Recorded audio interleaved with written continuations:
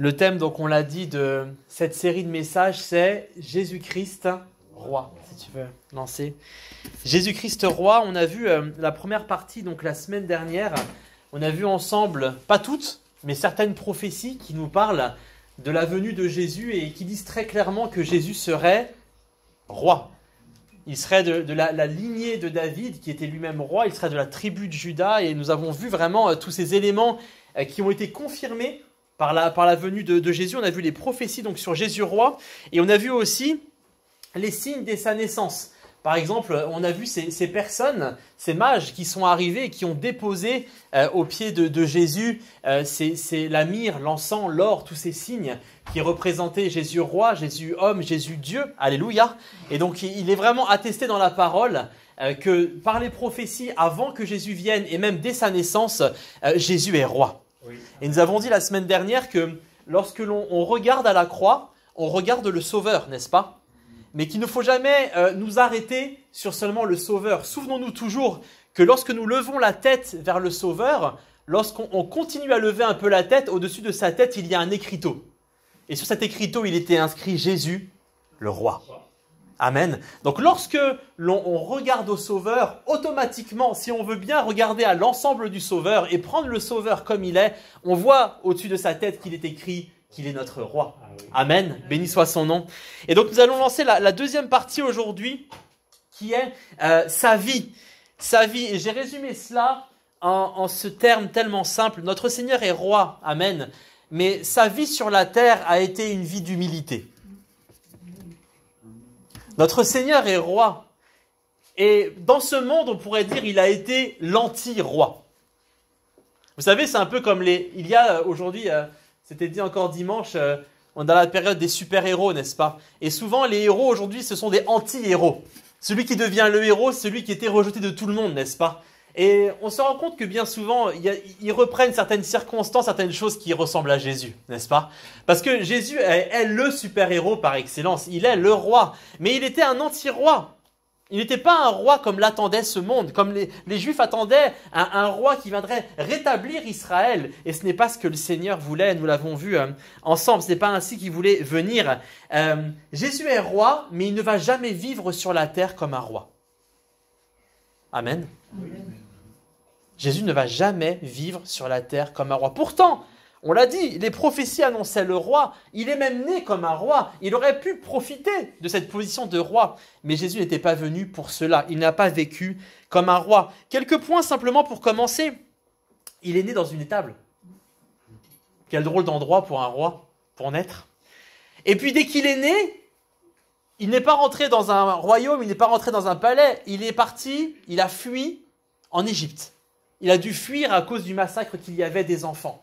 Et il n'a pu revenir que par la suite. Il est né dans une étable, mais en plus il est né avec des parents modestes, qui n'étaient pas eux-mêmes rois, reines, princes, des notables de ce monde. Et vous savez tout cela, c'est pas un hasard. Mais Dieu avait choisi Marie. Nous le disons souvent, nous ne mettons pas Marie comme co-rédemptrice, mais nous reconnaissons la valeur de la femme qu'elle était. Elle a quand même été choisie par Dieu. La Bible le dit. Tu es bien heureuse, tu as été choisie d'entre toutes les femmes. Et le Seigneur n'a pas choisi celle qui vivait au palais. Dieu, Jésus qui est venu lui-même, qui a voulu venir pour nous sauver, n'a pas choisi une famille de notables. Il a pris une vierge, pas encore mariée, pour naître dans une étable, puis fuir en Égypte. Et ses parents modestes avaient vraiment bon cœur. Des personnes qui savaient rester modestes, parce que finalement, n'auraient-ils pas pu tirer profit de Jésus ? Ça pouvait être intéressant, n'est-ce pas? Jésus, qui arrivait avec ses prophéties, qui était censé être le sauveur, des parents mal intentionnés. Regarde dans le monde ce que certains parents font de leurs enfants pour retirer de la gloire, de l'argent et des choses de ce monde. Mais eux ont toujours veillé sur l'enfant Jésus. Ils ont veillé sur la promesse. Ils ont veillé sur qui il devait être et sur ce que Dieu, le Seigneur, avait promis. Tout cela a été choisi par le Seigneur. Des gens modestes, et ils sont restés modestes. Jésus lui-même n'a pas cherché à prendre une place dans ce monde. N'est-ce pas? On le voit, son enfance a été extrêmement discrète. Elle a été tellement discrète, son enfance, que finalement, on a très peu d'éléments dessus. On sait qu'à ses 12 ans, Il est venu au temple, ses parents même l'avaient oublié. Et alors au temple, il était en train de discuter avec les chefs religieux de l'époque et il parlait de la parole. On voit que il était parfaitement homme, mais il était aussi parfaitement Dieu. Amen. Et il avait déjà cet enseignement et il croissait encore dans cette stature, il croissait encore dans le Seigneur.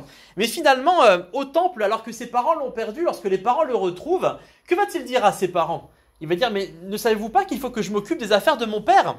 Il ne va pas dire, attention, je suis le roi, je fais ce que je veux. Il ne va pas dire, mais je m'occupe de mon père, le roi. Non, il est toujours là, dans la simplicité. Jésus ne met jamais en avant, alors qu'encore une fois, il savait qui il était. Et il ne le rappelle jamais.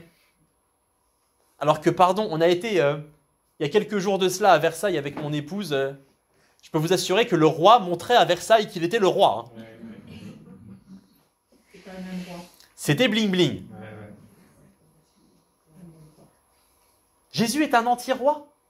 Il n'est pas comme le roi de ce monde. Il ne cherche pas à montrer quelque chose dans ce monde. Il savait qu'il était en Dieu. Et pendant son ministère, il restait avec le peuple. Il a choisi des disciples parmi les pêcheurs. Les pêcheurs de poissons, je veux dire, et puis parmi les pêcheurs aussi, simplement de ce monde. Il n'a pas été dans les palais, il n'a pas été dans les grandes réceptions. Il restait avec les prostituées. Il restait avec les péagers. Il restait avec les rejetés. Et il a dit lui-même qu'il n'était pas venu pour les bien portants, mais qu'il était venu pour les malades. Alors que je pense qu'à la cour du roi, dans ce monde, il ne devait pas y avoir beaucoup de mal portants, n'est-ce pas? Donc Jésus était vraiment un anti-roi. Il n'avait rien d'un roi selon ce monde. Et ça va être vraiment ce premier point, c'est que Jésus n'a pas subi cela. Jésus n'a pas subi cette condition humaine. Jésus a choisi cette condition humaine. Amen. Jésus n'est pas arrivé là par hasard en se disant « Oh ben zut, je suis dans la mauvaise famille ». Jésus n'est pas arrivé là en se disant « Mince, je suis né chez Marie, dans une étable, etc. » Jésus a choisi. Tout cela était dans le plan de Dieu. Nous l'avons vu ensemble. Il était prévu qu'il naisse à Bethléem. Et toi, Bethléem, Ephrata, petite entre les milliers de Juda. On l'a vu ensemble la semaine dernière. De toi naîtra celui qui viendra et qui sauvera. Amen. Tout cela a été prévu des siècles auparavant, 700, 800 ans, et depuis toujours dans le cœur de Dieu. Tout cela a été prévu. Et il est dit dans Philippiens 2, verset 6, Jésus dit, il s'est dépouillé lui-même en prenant la condition d'esclave, en devenant semblable aux hommes. Frères, sœurs, Jésus n'a pas été dépouillé de sa royauté dans le ciel. Il n'a pas regardé comme quelque chose de difficile de ne plus être l'égal de Dieu, mais il s'est dépouillé lui-même. Amen. Oui. Jésus est un roi qui a choisi de se dépouiller pour être semblable au peuple. Oui. Alléluia. Alléluia. Jésus donc n'a pas subi son humanité. Il s'est lui-même dépouillé. Il voulait être semblable aux hommes. Et c'est là que l'on voit que c'est le plan parfait de Dieu. C'est que Dieu lui-même ne présente pas Jésus comme un roi. On le voit au moment du baptême, Matthieu 3, verset 16-17. Il est dit, aussitôt baptisé, Jésus sortit de l'eau, et voici les cieux s'ouvrir. Il vit l'Esprit de Dieu descendre comme une colombe et venir sur lui. Et là déjà, il y a un moment qui est majestueux, n'est-ce pas? Je sais pas vous, mais moi je l'ai jamais vécu. J'étais pas dans un endroit et d'un coup le ciel s'ouvre, il y a une voix qui retentit dans le ciel, quelque chose de majestueux. On pourrait se dire, le Seigneur, peut-être que Dieu va annoncer, c'est le roi qui vient. Mais non, voici ce qu'il est dit. Voici qu'une voix se fit entendre des cieux, ces paroles. Celui-ci est mon. Celui-ci n'est pas le roi. Celui-ci est mon fils bien-aimé, en qui j'ai mis toute mon affection. Dieu annonçait ici au monde, non pas un roi, mais un fils. Amen. Dieu n'annonçait pas un roi, mais un fils. Et un fils en qui il a mis son affection et par lequel nous pourrions nous aussi connaître l'affection du Père. Et nous aussi devenir enfants de Dieu. Alléluia. Dieu annonçait le Fils et nous pourrions devenir fils par lui. Béni soit son nom. Jésus n'était pas un roi comme les autres, il était un roi d'humilité. Et parce que Jésus était dans l'humilité, parce qu'il n'a pas vécu dans la gloire, alors le diable a tenté de lui proposer. Jésus a été baptisé et il est dit qu'aussitôt il a été amené dans le désert pour être tenté. Matthieu 4, versets 8 à 10, il est dit, le diable le transporta encore sur une montagne très haute, lui montra tous les royaumes du monde et leur gloire, et il dit, je te donnerai tout cela si tu te prosternes et m'adores. Jésus lui dit, retire-toi Satan, car il est écrit, tu adoreras le Seigneur ton Dieu et à lui seul tu rendras un culte. Amen. Le diable transporta Jésus sur une très haute montagne, un endroit extrêmement élevé, un endroit où on voyait tout de haut, n'est-ce pas? Et on pouvait, comme ferait un roi, tout prendre de haut et prendre tout le monde de haut. Et il lui dit, regarde les royaumes. Et si tu te prosternes, je te les donne. Vous vous rendez compte combien il fallait que Jésus soit positionné? Combien il fallait que Jésus soit ferme, n'est-ce pas? Lui-même, en Dieu, qu'il sache qui il était. Frères et sœurs, ici, le diable lui propose de devenir roi, alors que Jésus, finalement, s'était dépouillé et il n'était pas roi sur cette terre. Le diable essaye de le prendre par ce chemin. Mais Jésus a résisté. Et Jésus a refusé. Pourquoi? Parce qu'il savait qui il était. Amen. Jésus savait qui il était.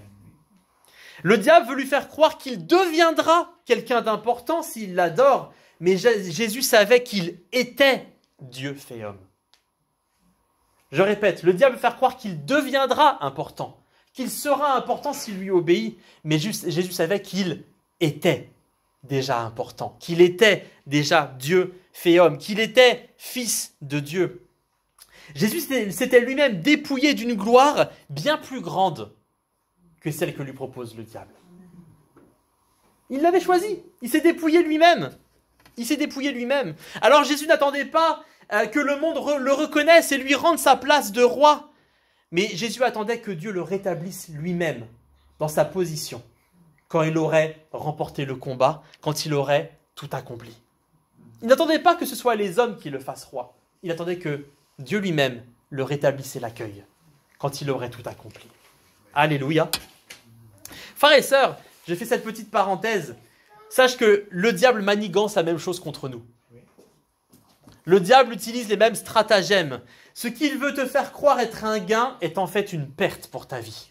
Si Jésus avait accepté de s'incliner, il serait devenu roi de ce monde, mais il aurait perdu la royauté des cieux. Attention à ce qui paraît être un gain immédiat. Dieu n'est jamais dans le court terme. Dieu est dans l'éternité. Le diable, dans le court terme, veut te donner une émotion, un plaisir, quelque chose qui est tout de suite. Tu reçois immédiatement ce que tu as envie.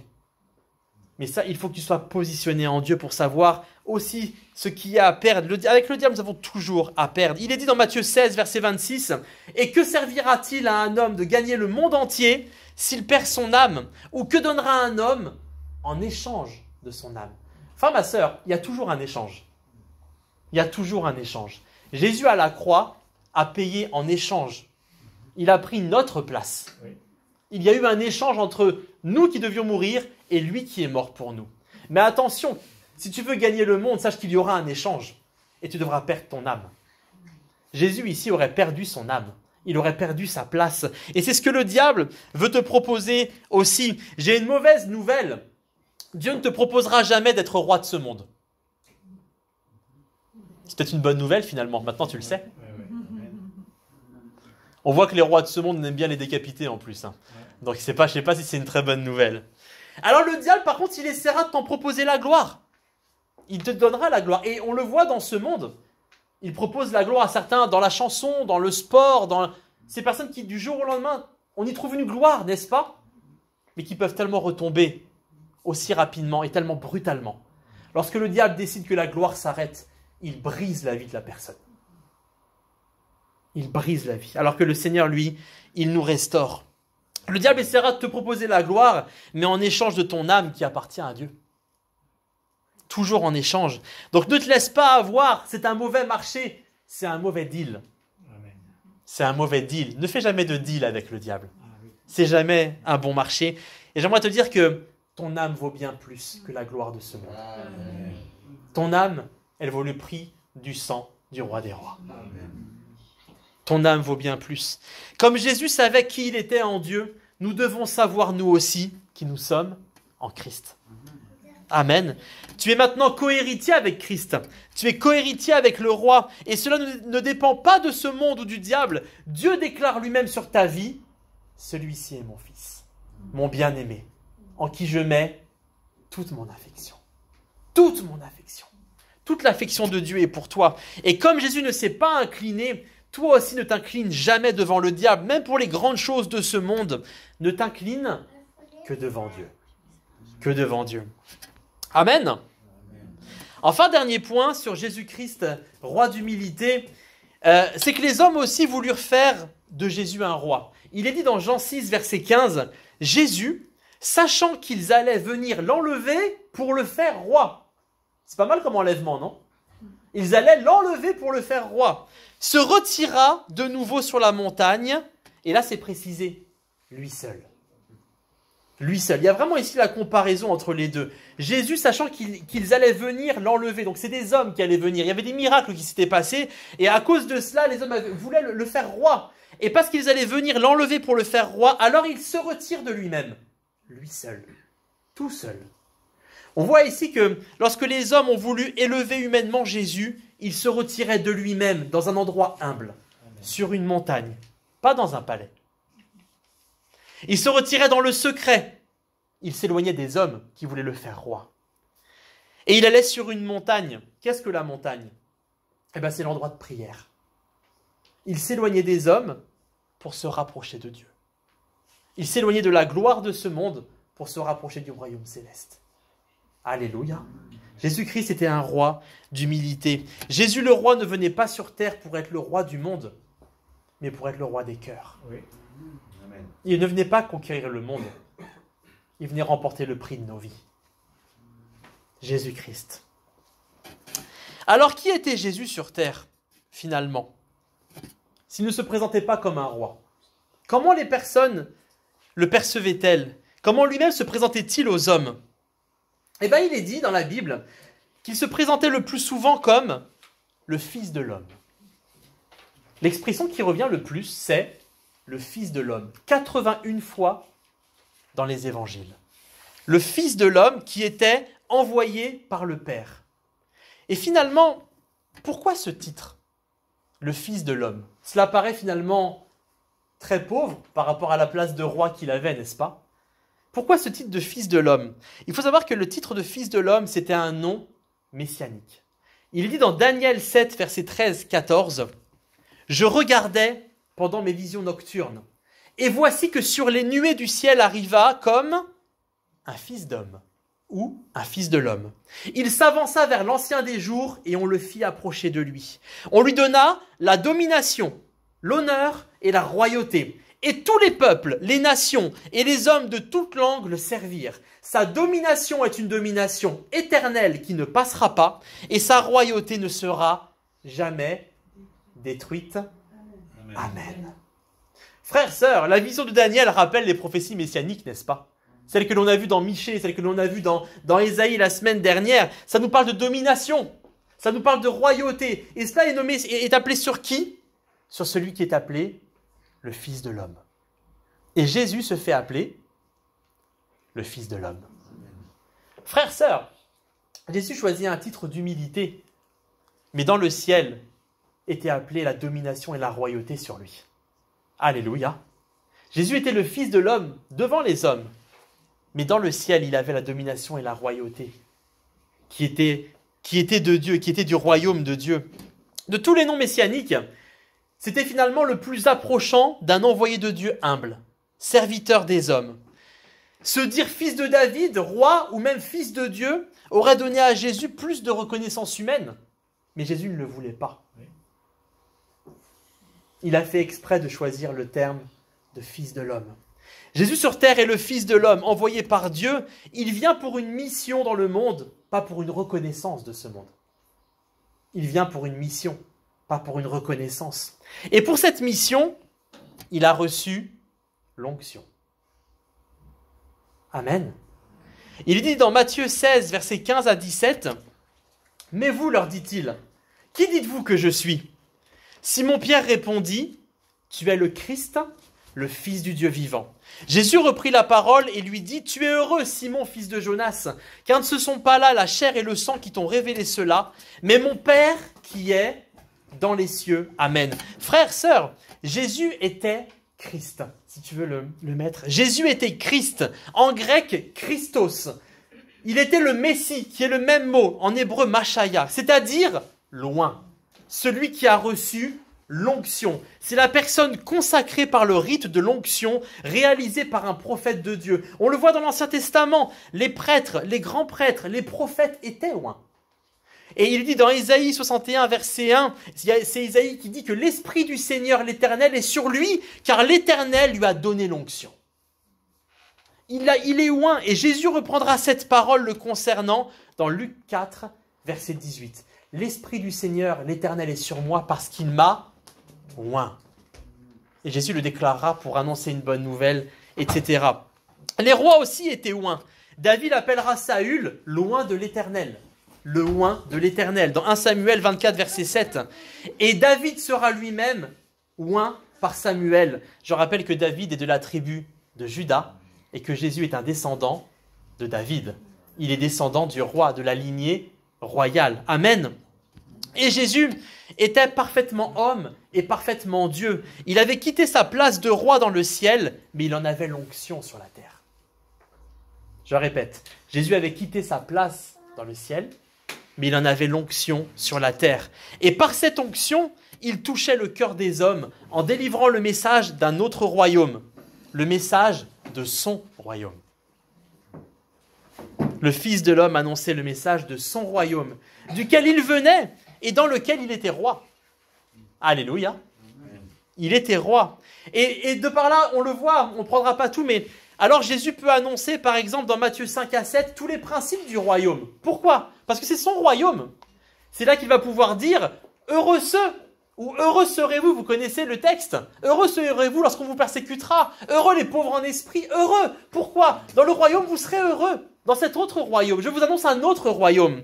Il peut dire que nous sommes le sel et la lumière de ce monde. Il peut rappeler de respecter les commandements. Il peut dire aussi que dans le royaume, dans cet autre royaume, il ne faut pas se mettre en colère. Et nous ne devons pas commettre d'adultère. Il annonce un royaume différent. Des choses différentes. Parce qu'il en a reçu l'onction. Il en a reçu l'onction. Il enseigne aussi comment est le royaume. 12 fois sont cités dans l'évangile, le royaume est semblable. Et Jésus donne des paraboles, il donne des images et il dit « Alors le royaume est semblable ». Pourquoi est-ce qu'il peut dire comment est le royaume? Parce qu'il le connaît.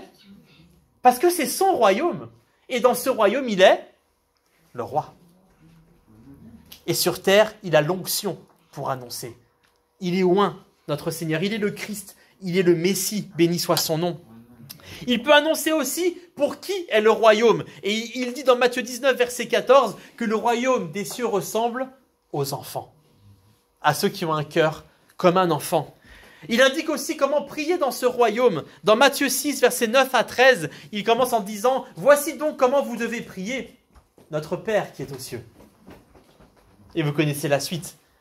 Il ne prie pas un Père qui est sur terre, mais il dit « Notre Père qui est aux cieux. » Il annonce la prière dans un autre royaume. Pourquoi? Parce que c'est son royaume, il connaît ce royaume. Il peut aussi dire aux hommes, quelle prétention certains diraient, il peut aussi dire aux hommes que le royaume s'est approché d'eux.